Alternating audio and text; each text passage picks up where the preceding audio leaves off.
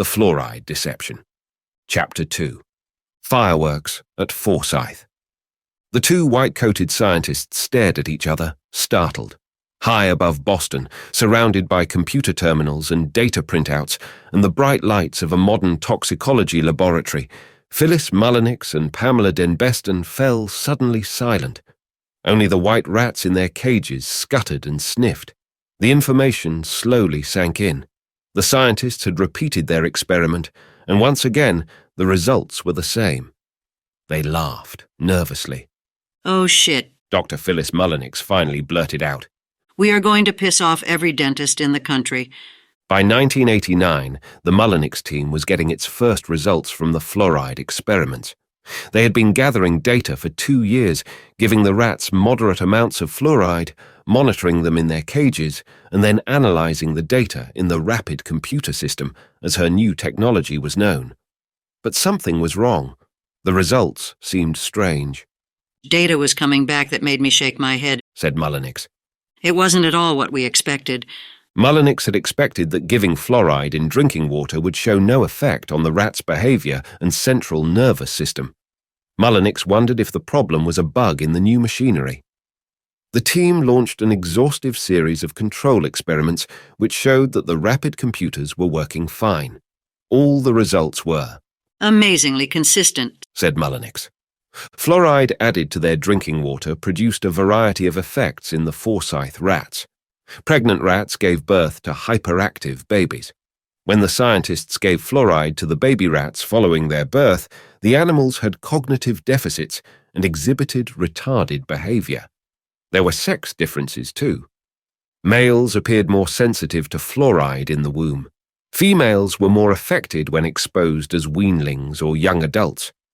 The two women told Jack Hine and Harold Hodge about the results. The men ordered them to repeat the experiments, this time on different rats. The team performed still more tests. Mullenix remembers that Harold Hodge kept asking her about the results, even though he was by now very ill. He had gone to his home in Maine, but kept in contact by telephone. He asked every day. By 1990, the data were crystal clear. The women had tested more than 500 rats. "I finally said, 'We've got enough animals here for statistical significance,' said Mullenix. 'There is a problem,' she added. The two women talked endlessly about what they had found. Mullenix was a newcomer to fluoride research, but Pamela Denbeston had spent her career studying the chemical. She suspected that they had made an explosive discovery, and that dentists in particular would find the information important. "My initial gut reaction was that this is really big," said Denbeston. Although the Forsyth rats had been given fluoride at a higher concentration than people normally drink in their water, an equivalent of 5 parts per million as opposed to 1 part per million, Denbeston also knew that many Americans are routinely exposed to higher levels of fluoride every day. For example, people who drink large amounts of water, such as athletes or laborers in the hot sun, people who consume certain foods or juices with high fluoride levels, children who use fluoride supplements from their dentists, some factory workers as the result of workplace exposure, or certain sick people all can end up consuming higher cumulative levels of fluoride. Those levels of consumption begin to approach, or can even surpass, for some groups, the same fluoride levels seen in the Forsyth rats. "If you have someone who has a medical condition, where they have diabetes insipidus where you drink lots of water, or kidney disease, anything that would alter how you process fluoride, then you could climb up to those levels," said Denbeston. She thought that the Forsyth research results would quickly be followed up by a whole series of additional experiments examining, for example, whether fluoride at even lower levels, 1 part per million, produced central nervous system effects. "I assumed it would take off on its own, that a lot of people would be very concerned," she added. Jack Hine was excited as well, remembers Mullenix. Harold Hodge had died before she could get the final results to him. Hine said. "I want you to go to Washington," Mullenix said. "Go to the National Institute of Dental Research and give them a seminar. Tell them what you are finding." Jack Hine knew that if more research on the toxicity of low-dose fluoride was to be done, The government's National Institutes of Health and the U.S. Public Health Service needed to be involved. The campus-style grounds of the Federal National Institutes of Health, NIH, just north of Washington, D.C., have the leafy spaciousness of an Ivy League college. White-coated scientists and government bureaucrats in suits and ties stroll the tree-lined walkways that connect laboratories with office buildings. This is the headquarters of the U.S. government's efforts to coordinate health research around the country, with an annual budget of $23.4 billion forked out by U.S. taxpayers. The campus is the home of the different NIH divisions, such as the National Cancer Institute and the National Institute of Dental Research, NIDR, as it was then known. Today, it is known as the National Institute of Dental and Craniofacial Research. On October to 1990, Phyllis Mullenix and Jack Hine arrived at the NIH campus to tell senior government scientists and policymakers about her fluoride research. As director of the nation's leading private dental research institute, Jack Hine was well known and respected at NIH. He had helped to arrange the Mullenix Lecture. Mullenix was no stranger to public health officials either. One of the institute's biggest divisions, the National Cancer Institute, had awarded her a grant that same year, totaling over $600,000.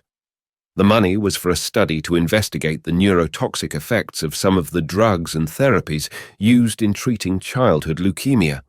Many of those drugs and radiation therapies can slow the leukemia, but are so powerful that they often produce central nervous system effects and can retard childhood intelligence. The government wanted Mullenix to use her new rapid computer technology at Forsyth to measure the neurotoxicity of these drugs. To present her fluoride data, Mullenix and Hine had flown from Boston, arriving a little early. Hine met up with some old friends from NIDR, while Mullenix strolled into the main hospital building on the Bethesda campus, killing time before her seminar. In the hallway, the scientists started to giggle. On the wall was a colourful poster board display, recently mounted by NIH officials, titled "The Miracle of Fluoride." I thought how odd, remembered Mullenix. It's 1990 and they are talking about the miracle of fluoride, and now I'm going to tell them that their fluoride is causing a neurotoxicity that is worse than that induced by some cases of amphetamines or radiation. I'm here to tell them that fluoride is neurotoxic. She read on. Ironically, her trip to Washington fell on the historic 40th anniversary of the Public Health Service's endorsement of community water fluoridation. Mullenix knew little about fluoride's history. The chemical had long been the great white hope of the NIDR, once promising to vanquish blackened teeth in much the same way that antibiotics had been a magic bullet for doctors in the second half of the 20th century, beating back disease and infection. Terrible teeth had stalked the developed world since the Industrial Revolution, when the whole grain and fibre diet of an earlier agrarian era was often replaced by a poorer urban fare, including increased quantities of refined carbohydrates and sugars. Cavities are produced when bacteria in the mouth ferment such sugars and carbohydrates, attacking tooth enamel, with the resulting acid penetrating into the tooth's core. Hope of a simple fix for bad teeth arrived in the 1930s, when a public health service dental researcher named Dr. H. Trendley Dean reported finding fewer dental cavities in some parts of the United States, where there is natural fluoride in the water supply. Dean's studies became the scientific underpinning for artificial water fluoridation, which was begun in the 1940s and 1950s. Dean also became the first head of the NIDR. By the 1960s and 1970s, with rates of tooth decay in free fall across the United States, dental officials pointed a proud finger at the fluoride added to water and toothpaste. NIDR officials revered H. Trendley Dean as the father of fluoridation. It was a major discovery by the Institute, said Jack Hine. But opposition to fluoridation had been intense from the start. The post-war decline in rates of dental decay in developed nations had also occurred in communities where fluoride was not added to drinking water and had begun in some cases before the arrival of fluoride toothpaste. Widespread use of antibiotics, Better nutrition, improved oral hygiene, and increased access to dental care were also cited as reasons. And while medical and scientific resistance to fluoridation had been fierce and well argued, the grassroots popular opposition was in many ways a precursor of today's environmental movement. Mullenix found the NIH's poster board account of anti-fluoridation history to be oddly scornful. They made a joke about anti-fluoridationists all being little old ladies in tennis shoes, She said. That stuck in my mind.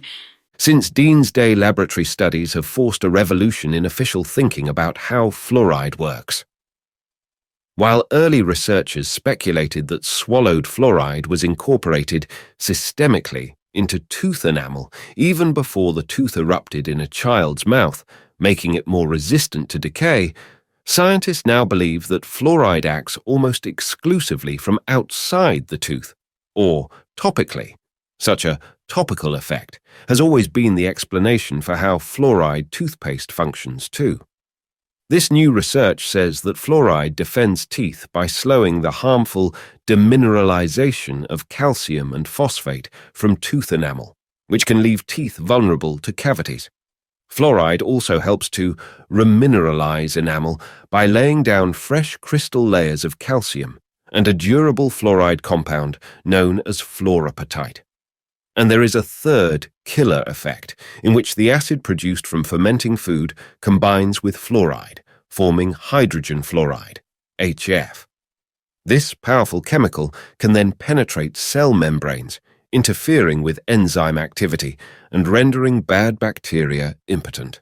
I still believe that fluoride works, says the Canadian dental researcher turned critic of water fluoridation, Dr. Hardy Limeback. It works topically. But these new ideas have not quenched the old debate. Dental officials now argue that water fluoridation produces a lifelong benefit, not just for children. By bathing all teeth in water, officials argue, fluoride is continually repairing and protecting tooth enamel in teeth of all ages. Critics worry, however, that if hydrogen fluoride can inhibit bacteria enzymes in the mouth, then swallowing fluoride may unintentionally deliver similar killer blows to necessary bodily enzymes, thus also inhibiting the ones we need.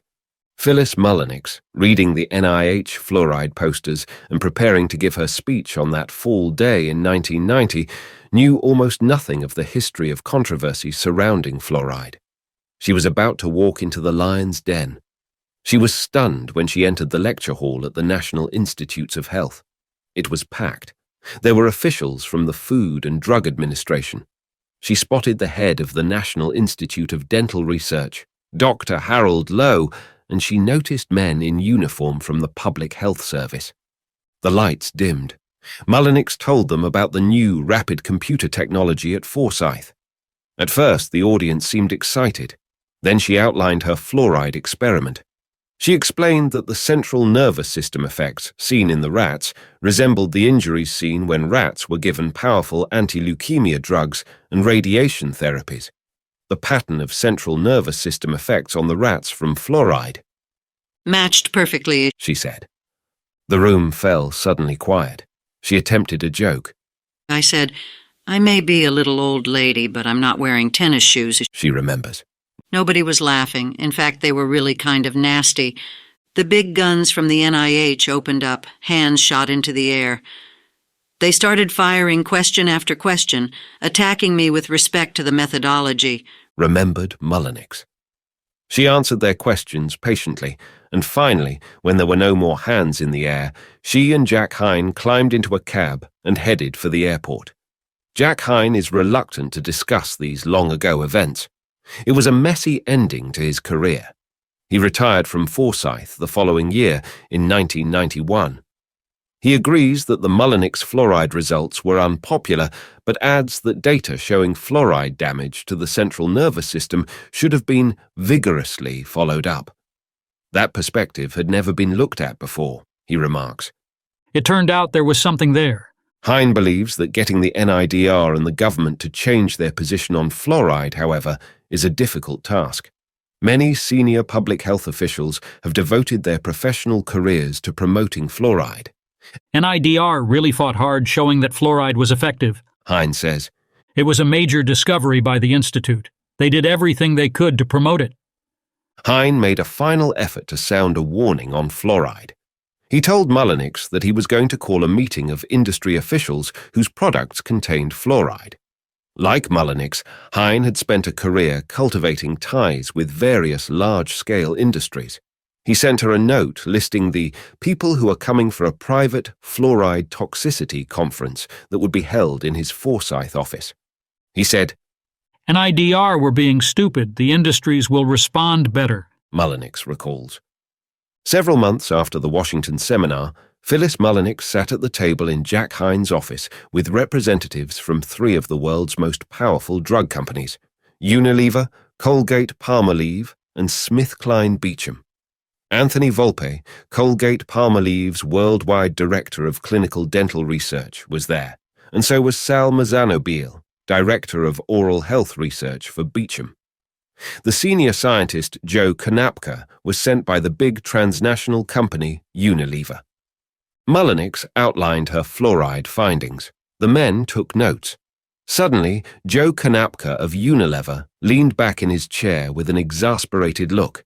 He said, "Do you realize what you are saying to us? That our fluoride products are lowering the IQ of children?" Remembers Mullenix. And I said, well, yes, that's what I'm saying to you. As they left, the men slapped me on the back. Mullenix said, telling her, "We will be in touch. We need to pursue this." The next day, a note from Jack Hine's office arrived with the telephone numbers of the industry men so that she could follow up. I did call them, Says Mullenix. and I called, and the weeks went by and the months went by. Eventually, Joe Kanapka from Unilever called back, she remembers. He says, "I gave it to my superiors and they haven't gotten back to me." Contacted recently, Joe Kanapka said that he had visited Forsyth, "Many times." but had no memory of the fluoride conference. When asked if he had once worried that his products might be hurting children's intelligence, he replied, "Oh God, I don't remember anything like that. I'm sorry." He explained that open-heart surgery had temporarily impaired his memory. "I don't remember who Mullenix is," he added. Beecham's Sal Mazzano-Beale remembers the meeting. The fluoride data presented that day were preliminary, he recalled. Mullenix never called him again, he claims, and he therefore presumed her data were inaccurate. "I can't see why, if somebody had data like that, they would not follow up with another study in a larger animal model, maybe then go into humans," he said. "It could be a major health problem."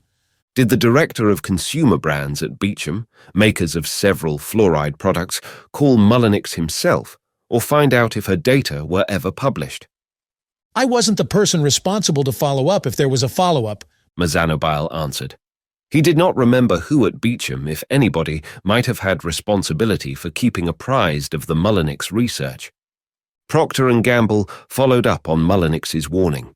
They flew her out to their Miami Valley laboratories in Cincinnati. Mullenix flew home with a contract and some seed money to begin a study to look at the effects of fluoride on children's intelligence.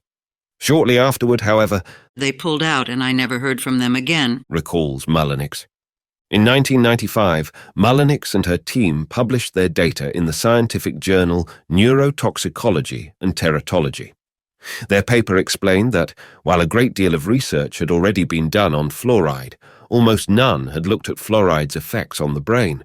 And while earlier research had suggested that fluoride did not cross the crucial blood-brain barrier, thus protecting the central nervous system, Mullenix's findings now revealed that such impermeability does not apply to chronic exposure situations.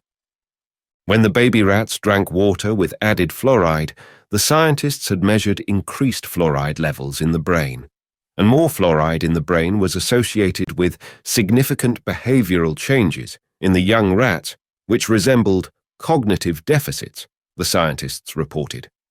The paper also suggested that when the fluoride was given to pregnant rats, it reached the brain of the fetus, thus producing an effect resembling hyperactivity in the male newborns. The Mullenix research eventually caught the attention of another team of Boston scientists studying central nervous system problems. They produced a report in 2000 reviewing whether toxic chemicals had a role in producing what they described as an epidemic of developmental, learning, and behavioral disabilities in children. Their report considered the role of fluoride and focused on the Mullenix research in particular. In Harm's Way, Toxic Threats to Child Development by the Greater Boston chapter of Physicians for Social Responsibility described how 12 million children, 17%, in the United States suffer from one or more learning, developmental, or behavioral disabilities. Attention deficit and hyperactivity disorder, ADHD, affects 3 to 6% of all school children, although recent evidence suggests the prevalence may be much higher, the scientists noted. Not enough is known about fluoride to link it directly to ADHD or other health effects, the report pointed out. Nevertheless, the existing research on fluoride and its central nervous system effects were provocative and of significant public health concern, the team concluded. The Mullenix research surprised one of the authors of the report, Dr. Ted Shetler. He had previously known almost nothing about fluoride. It hadn't been on my radar screen, he said. Most startling was how few studies had been done on fluoride's central nervous system effects. Shetler turned up just 2 other reports, both from China, suggesting that fluoride in water supplies had reduced IQ in some villages.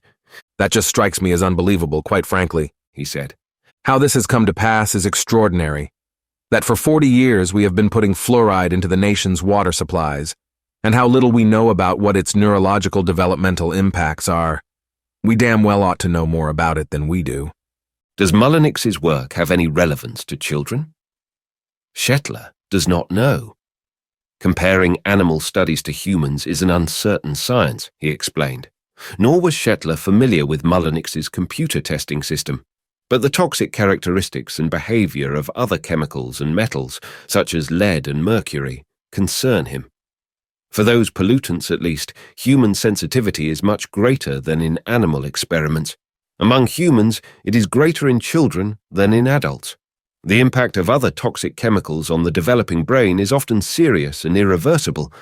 So is the Mullenix work worth anything? I don't know the answer to that, Shetler said. But what I do draw from it is that it is quite plausible from her work and others that fluoride interferes with normal brain development, and that we better go out to get the answers to this in human populations. The burden of testing for neurological effects falls on the Public Health Service, which has promoted water fluoridation's role in dental health for half a century.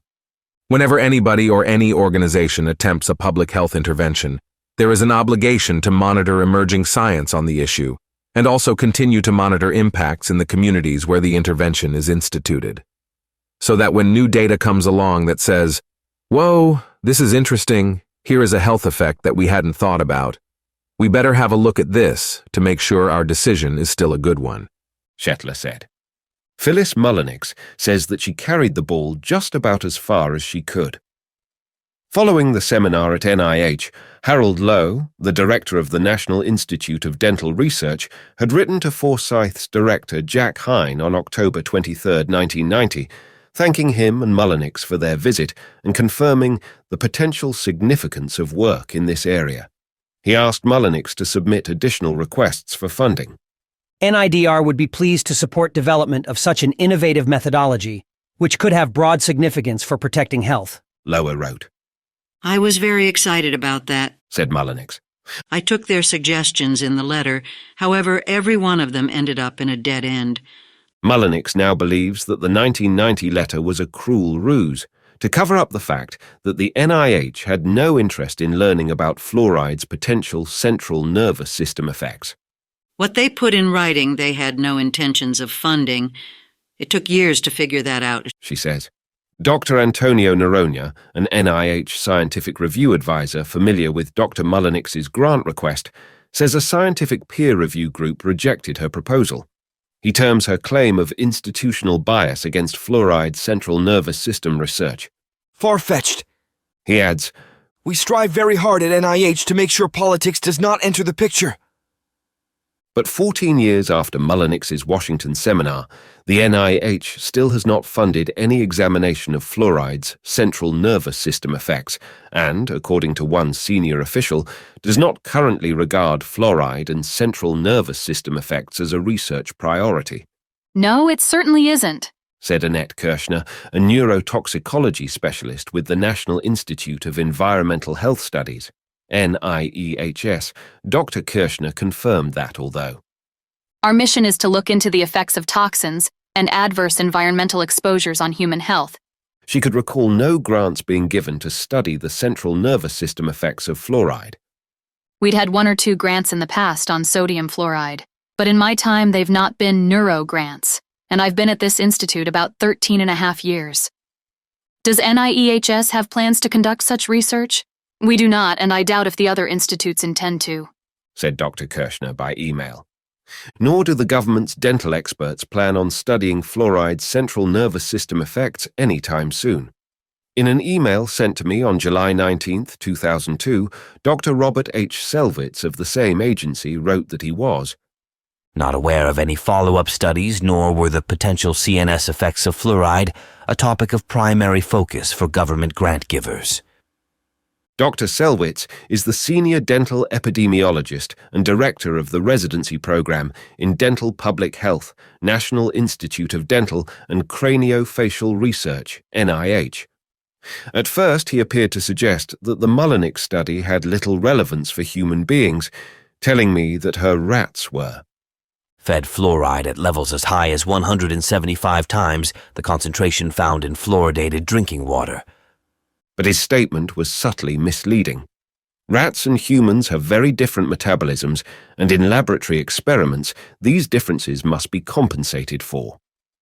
The critical measurement in studying effects on the central nervous system is not how much fluoride is given to the laboratory animals, but how much of the chemical, after they drink it, subsequently appears in the animal's blood. The amount of fluoride in the blood of the Mullenix rats, a measurement known as the blood serum level, had been the equivalent of what would appear in the blood of a human drinking about 5 parts per million of fluoride in water. This, of course, is just 5 times the level the government suggests is optimal for fluoridated water 1 ppm.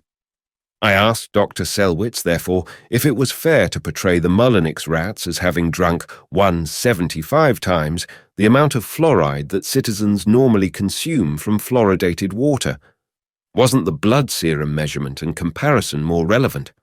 Wasn't his statement, inadvertently at least, misleading? Dr. Selwitz, who had just been ready to dispense medical arguments and implied reassurances as to why Mullenix's research was not relevant to human beings, now explained that he could not answer my question. The questions you are asking in your recent email message involve the field of fluoride physiology, wrote the senior dental epidemiologist at NIDCR. This subject is not my area of expertise. Far from ushering in new opportunities for scientific research, Mullenix fluoride studies appear to have spelled the death knell for her once promising academic career. When Jack Hine retired from Forsyth on June 30, 1991, the date marked the beginning of a very different work environment for Phyllis Mullenix.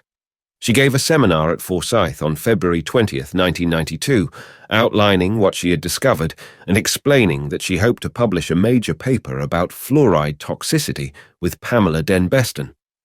That's when my troubles started, said Mullenix. Pam Denbeston had been worried about the Boston seminar. Senior researchers at Forsyth, such as Paul de Paula, had been publishing favorable research on fluoride since the 1960s. The seminar was ugly, says Mullenix. Denbeston describes the scientists' response as angry and sarcastic. She was risking their reputation with NIH. Denbeston explains. Karen Snapp remembers. Hostile. Questioning of Mullenix by the audience. They looked upon Phyllis's research as a threat. The dental business in this country is focused on fluoride. They felt that funding would dry up. We are supposed to be saying that fluoride is good for you, whereas somebody is saying maybe it is not good for you. In their own little minds, they were worried about that. The following day, Forsyth's associate director, Don Hay, approached Mullenix. He said, "You are going against what the dentists and everybody have been publishing for 50 years, that this is safe and effective. You must be wrong," Mullenix recalled. He told me, "You are jeopardizing the financial support of this entire institution. If you publish these studies, NIDR is not going to fund any more research at Forsyth." Karen Snapp also remembers Don Hay as opposing publication of the paper. He didn't believe the science. He didn't believe the results, and he did not think the paper should go out. Both Snapp and Mullenix were concerned that somehow Don Hay would prevent the paper from being published. I think we were even laughing about it, saying I think in America we have something called freedom of the press, freedom of speech. Snapp recalls. Don Hay calls allegations that he considered suppressing the Mullenix research false.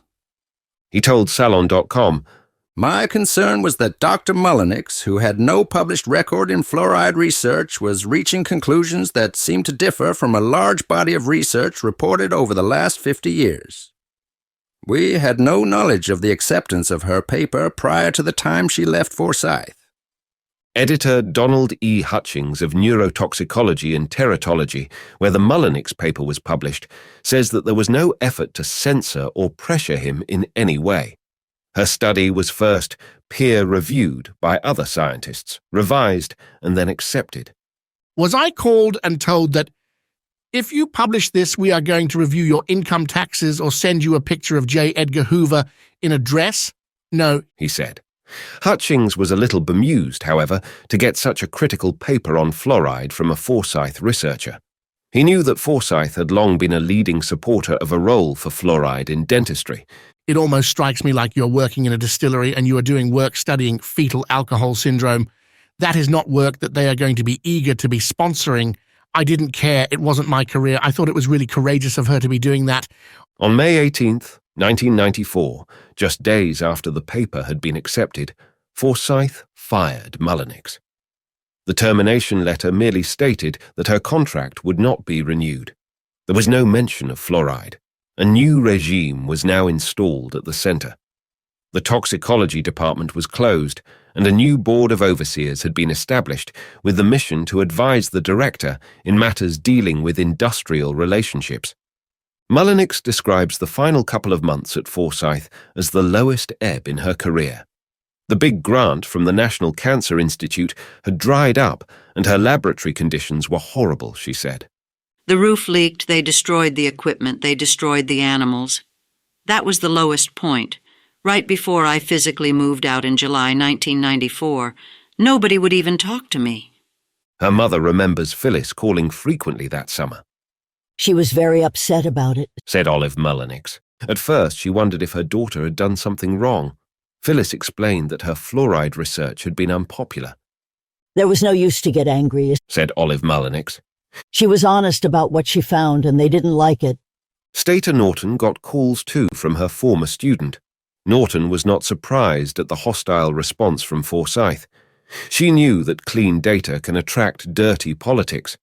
"There are situations in which people don't want data challenged. They don't want arguments," said Norton.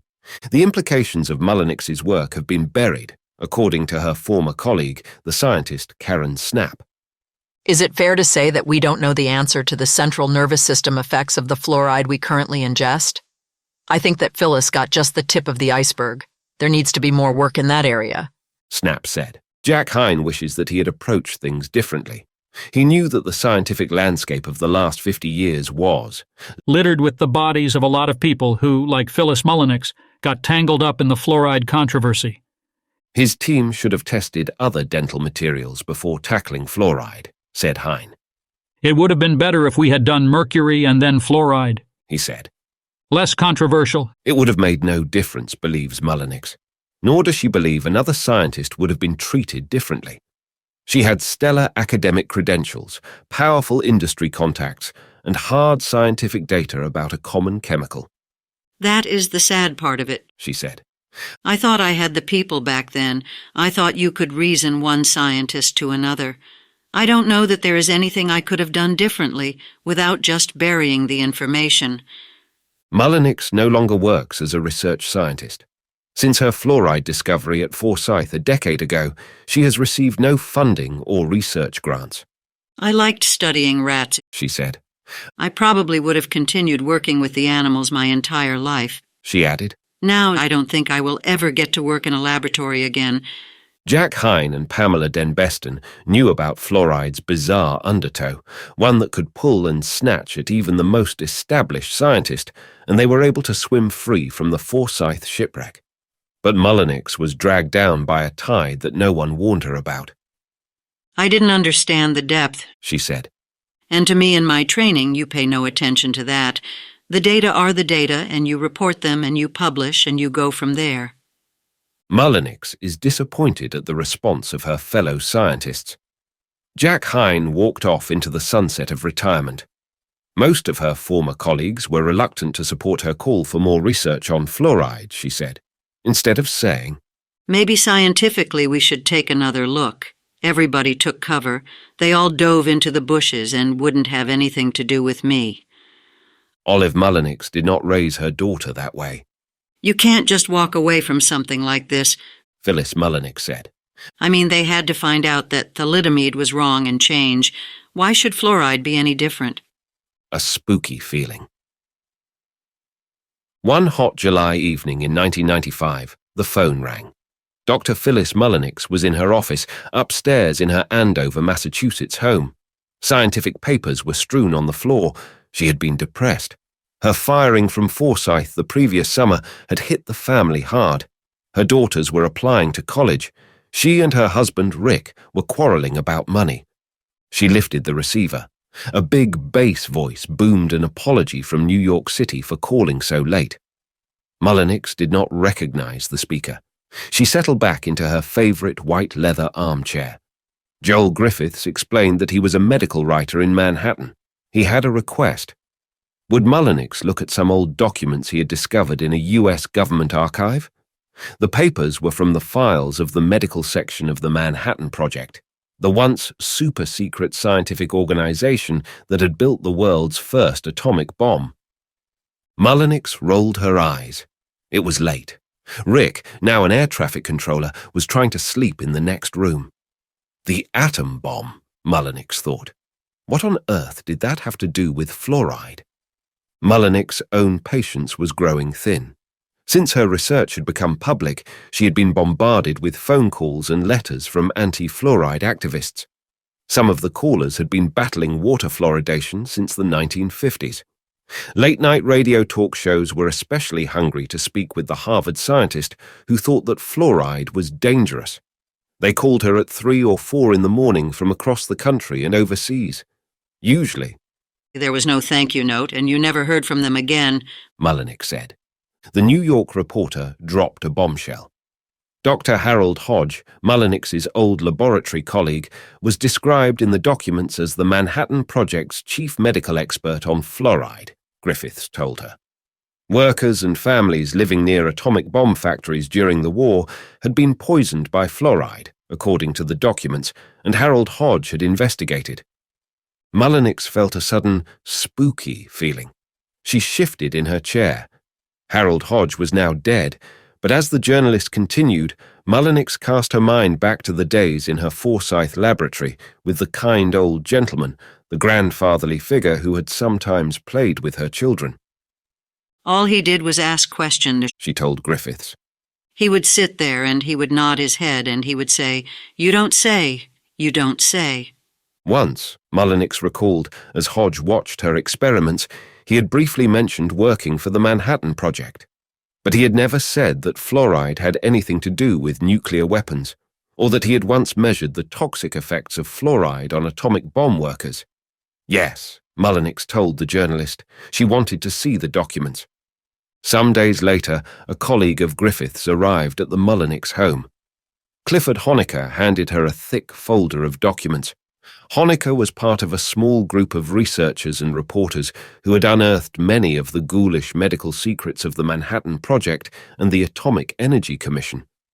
Those secrets had included details about scores of shocking Cold War human radiation experiments on hospital patients, prisoners, pregnant women, and retarded children.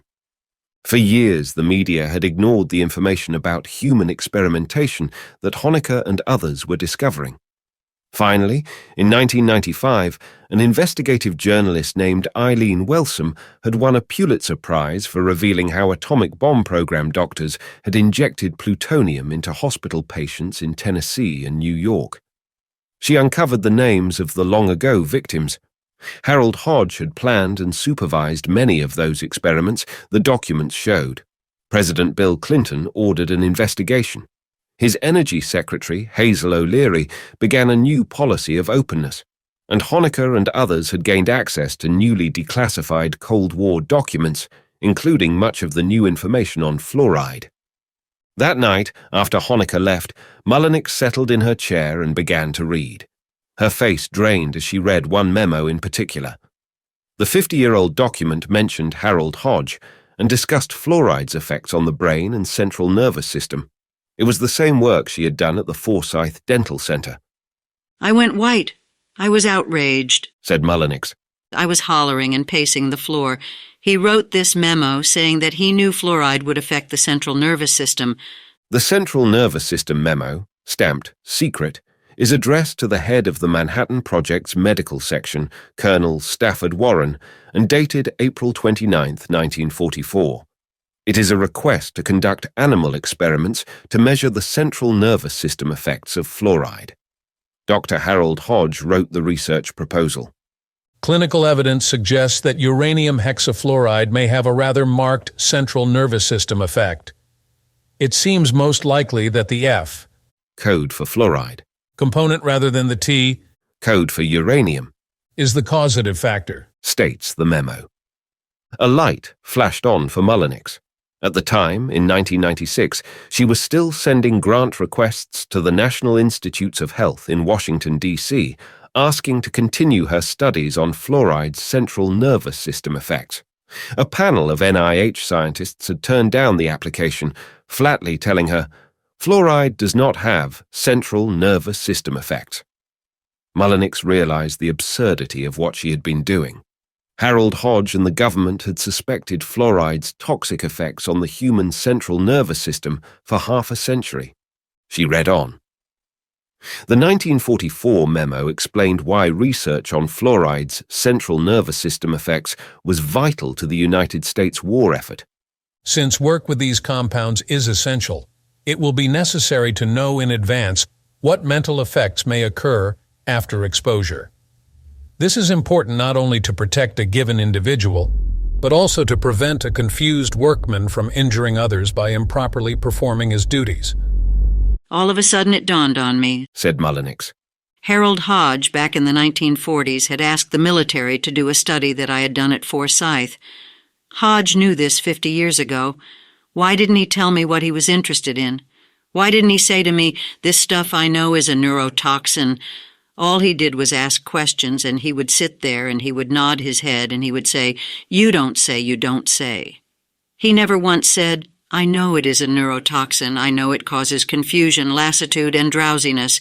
Today, Mullenix calls Harold Hodge a monster for his human radiation experiments. In retrospect, she compares sharing a laboratory with him with being in a movie theater, sharing popcorn with the Boston Strangler. Had the two Rochester alumni, Jack Hine and Harold Hodge, manipulated the toxicologist to perform the fluoride studies that Hodge had proposed 50 years earlier, she wondered. Did they let Mullenix take the fall when her experiments proved what Hodge had already suspected? At first, Mullenix had shown no interest in studying fluoride, she remembered. It seems strange that a neurotoxicology person was brought into a dental institution to look at fluoride, Mullenix said. I felt that I had really been lied to, or led along, she added, used like a little puppet. Mullenix called up Jack Hine. He denied knowing anything about Harold Hodge's long-ago Manhattan Project fears that fluoride was a neurotoxin, she said. And instead, he offered to pass the explosive information on to the government, telling Mullenix, "Shouldn't you tell the NIDR? Do you want me to help you take it to the NIDR?" Hine may have known far more than he told Mullenix, however. In a 1997 interview with the United Kingdom's Channel 4 television, he disclosed that one of the primary concerns of Manhattan Project toxicologists had been fluoride's effects on the central nervous system. The next day, Dr. Mullenix called the head of the National Institute of Dental Research, Dr. Harold Slavkin. She hoped the nation's top dental officer would be concerned about the wartime memo. Instead, she remembers, He got very nasty about it. He basically pushed me off like I was some kind of a crackpot. She thought that NIDR would be interested in the memos, that the Institute would want to read them, but he treated her as if she were. Some kind of a wacko, she recalls. She put the telephone down, and a terrible truth dawned on her. The public guardians at the National Institutes of Health, like Harold Hodge, also had a double identity. It seemed they, too, were keepers of Cold War national security secrets, bureaucratic sentries at the portcullis of the nuclear industrial state.